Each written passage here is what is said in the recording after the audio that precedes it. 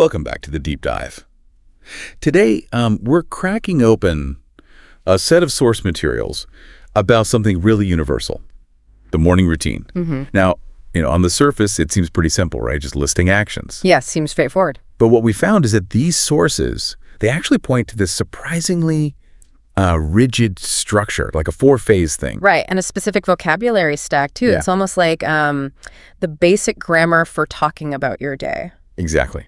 Grammar for daily life. I like that. And what's really fascinating, I think, is that even something so, mundane, getting out of bed, it needs this sequential, structured way of talking about it. We're not just looking at random verbs here. We're really analyzing the linguistic framework, the essential sequence. The sources say you kind of need to master to explain the start of your day. Absolutely. So our mission today for you listening is to get past the obvious steps pretty quickly and map out this four-part sequence.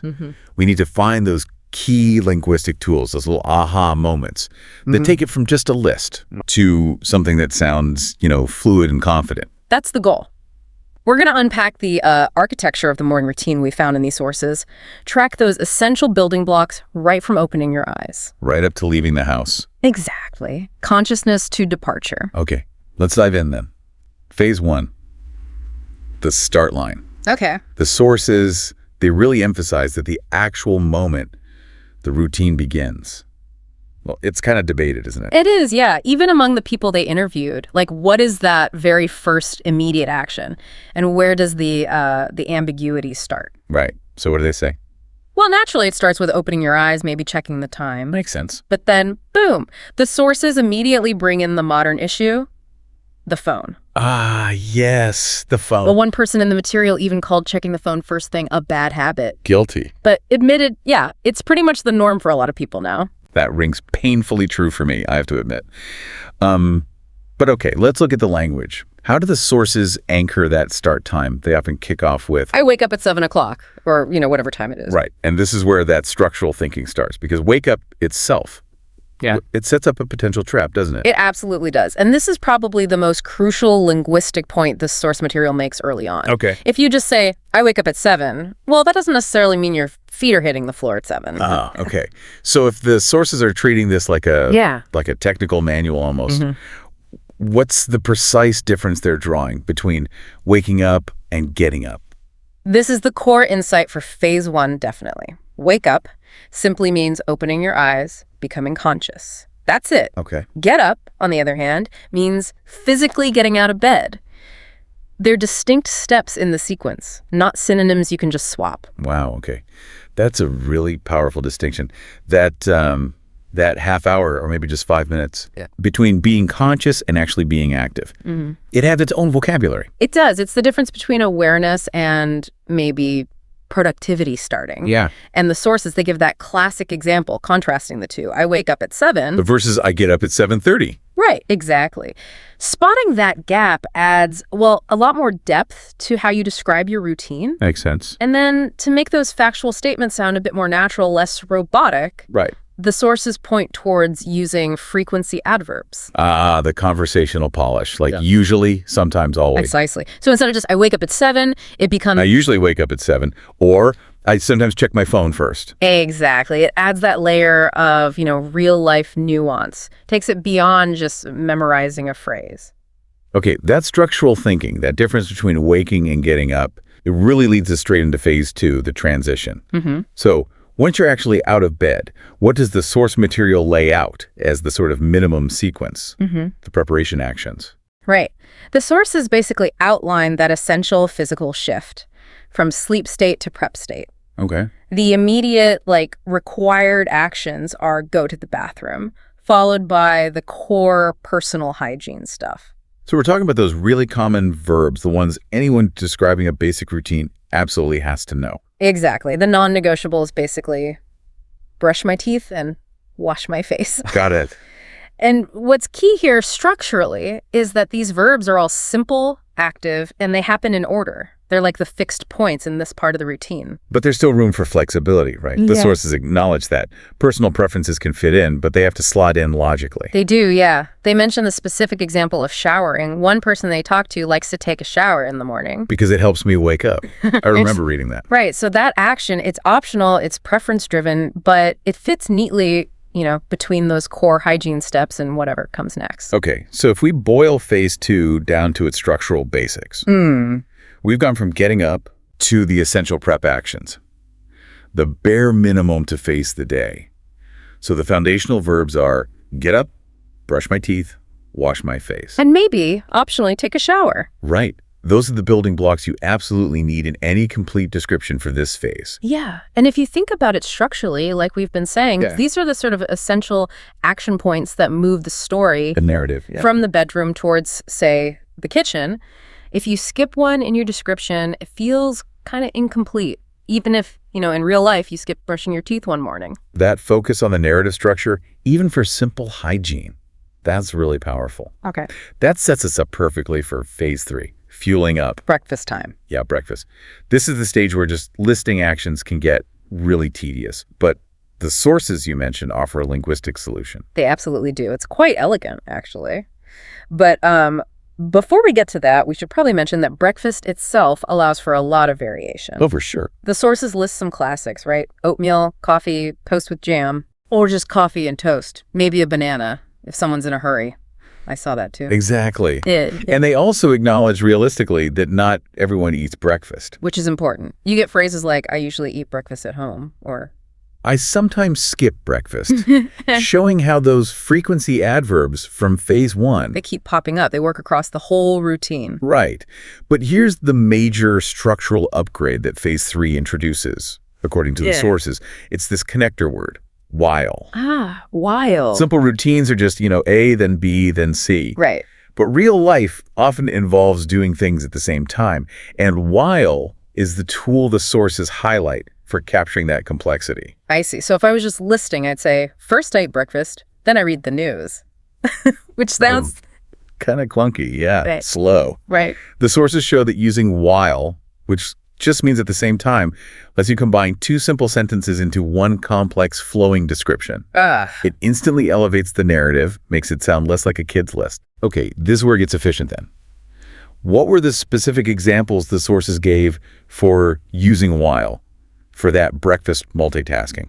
They focus on combining eating or drinking with some kind of passive activity. The examples are really good. I listen to music while I eat breakfast. Okay. I drink coffee while I read the news. Or the absolute classic, I eat breakfast while I watch TV. The power of that one little word while is actually pretty huge, isn't it? It really is. It lets you move from just reporting things in order Yeah, like a timeline. to describing integrated activities. Yeah. Which is key to sounding natural when you talk about your day. It really captures that reality of multitasking. It totally transforms the narrative from just a sequence into a description of activities happening within the same block of time. It's a critical tool for any detailed routine description the sources suggest. Wonderful. Okay, so we've woken up, we've gotten ready, we've fueled up using these sophisticated connectors. This brings us neatly to phase 4, the departure. Leaving the house. Right. What's the definitive action that signals the end of the at-home prep phase, according to the structure? Structurally, the sources point to I get dressed as that essential final step before you actually exit the environment. Okay, that makes sense. It's the action that kind of solidifies the shift from private prep to public readiness. Exactly. And then once you're dressed, the final piece of the routine is the commute, right? The sources gave a few different transport methods. He did, yeah. Covering the common bases, you have the mechanical options, take the bus, or drive to work. They even quantified that one, didn't they? Like a 20-minute drive example. Yeah, which is helpful context. And then there was the conditional one, walk, but only. If the weather is nice. Right. Shows how outside factors can change that part of the routine. Precisely. External variables modifying the action. So, okay, we've covered the 4 phases. Then the sources did something really useful, I thought. They kind of synthesized everything into these short stories. The narrative examples. Yeah, demonstrating that whole sequential structure in action. Basically teaching you how to build that complete narrative quickly. That's the payoff, really. The sources show two clear narrative paths. The first one is super typical. Wake at 7, get up, do the hygiene stuff, eat breakfast, then drive to work. Standard flow. Right, smooth standard flow. But then the second example shows how the structure still works, even with variations. Right, like waking earlier, 6:30. Yeah. Adding something like stretching first. Washing face, making breakfast notice, different verb than eating it. Good point. Getting dressed and then walking to work. The verbs change, the timing changes. But the underlying framework, that sequence, stays solid. Exactly. What really stands out is how reliable that sequence is. It dictates the necessary order. Consciousness before getting up. Preparation before dressing. Dressing before leaving. Understanding those structural rules the sources imply is way more useful than just, memorizing a list of action words. Okay, so stepping back then, what does all this mean for you, the listener? We've mapped out this structured start line. Transition, fueling up, departure. What's the key takeaway, the real utility of this framework? I think the utility is, structural confidence. You now have this clear 4-part mental map. And it's not just for the morning routine, right? Ah, good point. You can apply it to describe almost any complex daily activity, explaining how to bake something, structuring a workout, even, running a meeting. How so? You need those same anchors. A clear starting point, the essential preparation, the core activity, which often involves that simultaneous action, using something like while, right, and then the final conclusion or departure. Okay, that makes this deep dive way more valuable than just a vocabulary lesson on morning stuff. I think so. We've taken what seems like a basic topic and pulled out this reusable template for describing things. Yeah, the source material basically proves that building that descriptive confidence, it starts with mastering these small, structured sentences every single day. We've shown you the map, the sequence, those high-value connectors, wow. So now you can apply it. Now, we always like to leave you with thought, something to chew on that builds on the material. Right. The source material wrapped up by asking the listener, quite simply, what's the very first thing you do? Check the time, check the phone, stretch, whatever it is. But if we connect this back to phase 1, where we talked about waking up versus getting up, consider this. Okay. The sources teach us that first action is either physiological, just waking up, or it's a structured habit, like grabbing the phone. So the question is, how does the nature of that very first action, whether it's passive awareness or an active habit, potentially set the tone, the efficiency, the whole flow for the complex sequence of events that follows it? And what might that tell you about the underlying organizational structure of your own daily life? Something to definitely ponder the next time that alarm goes off. Indeed. Thanks for diving deep with us today. See you next time.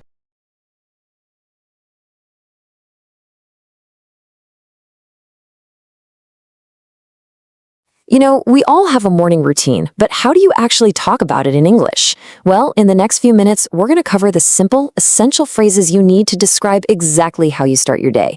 Let's get right into it. So, just for a second, think about your own routine. What's the very first thing you do when you wake up? We're about to put simple English words to those actions, which, you'll see, makes them so much easier to remember. All right, let's start at the very, very beginning, that moment you first wake up. We're going to look at the most common phrases to describe those first few moments of your day. See how simple these phrases are? For example, I wake up at 7 o'clock, or maybe I check my phone. I think a lot of us can relate to that last one, right? Think of these as the basic building blocks for telling your morning story. Okay, so I wake up at 7. This is a perfect, simple sentence. It's totally clear and correct, but we can make it sound just a little more natural, a little more like how people really talk. And here's the trick. It's super easy. Just by adding one small word like usually, sometimes, or always, your English instantly sounds more conversational. For instance, I usually wake up at 7. See? It just adds a little bit of personality. Okay, so you're awake. Now it's time to actually get moving, right? This next section covers all those key actions that get us ready to face the day. Here we go, our next set of essential phrases. I get out of bed, I brush my teeth, I take a shower. These are the actions that really kickstart the day. And notice how they follow a logical order, just like your real routine probably does. Now, this is a question that trips up so many English learners. You might open your eyes at 7 o'clock, but do you actually leave your cozy bed at that exact moment? Probably not. So what's the real difference between wake up and get up? Here it is, nice and simple. Waking up is just when your eyes open and your mind becomes conscious. But getting up is when you physically get out of your bed.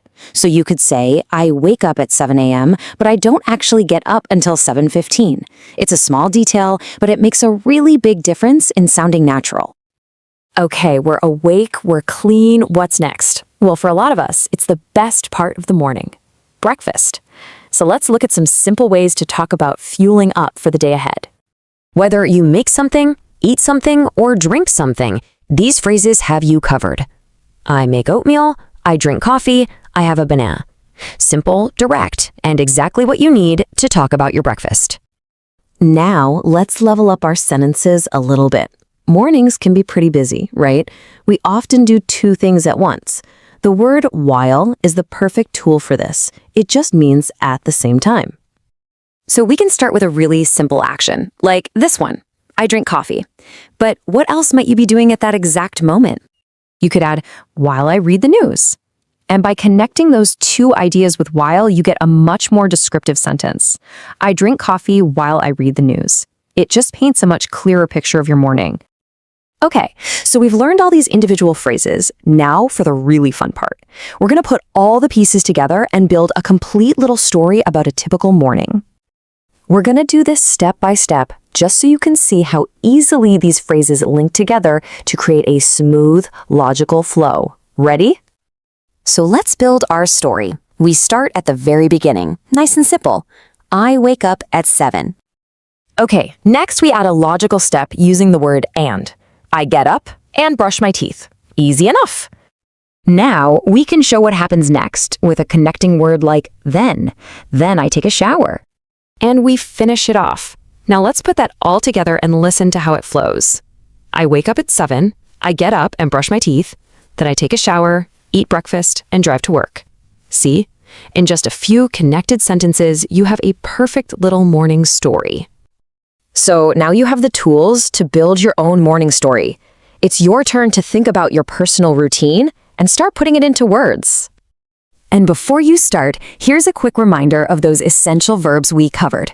Just think of these as your main tools for describing anything you do in the morning. So I'll leave you with this final question. Using what we've just talked about, how would you answer this? What is the very first thing you do in the morning? Take a moment, maybe say your answer out loud, and really start to make these new phrases your own.